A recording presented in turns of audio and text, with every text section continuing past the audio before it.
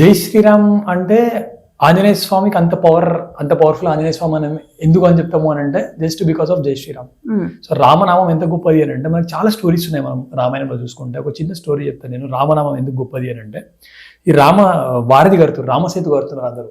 So Ram Setu కడుతూ ఉంటే so వానరులు అందరూ కలిసి ఏం చేస్తారు అని అంటే జై శ్రీరామ్ శ్రీరామ అని రాసి అవి వేస్తూ ఉన్నారు. సో అవన్నీ తేలుతున్నాయంట. సో రాముడు వచ్చి ఏం చేసిండు, ఒక రాయి తీసుకొని రాముడు వేసేసిండు అంట. సో రాముడు వేసినప్పుడు తేలలేదు అది. సో పక్కన ఆంజనేయ స్వామి ఉన్నాడు, ఆంజనేయ స్వామి నవ్వుతున్నాడు.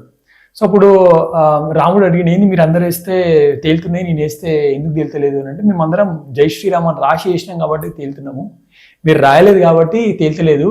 సో మీకంటే మీ నామం గొప్పది స్వామి అని హనుమంతుడు చెప్తాడు. సో రామనామం ఎంత గొప్పది అంటే సాక్షాత్తు నిత్యం శివుడు కూడా అదే చేస్తూ ఉంటాడు.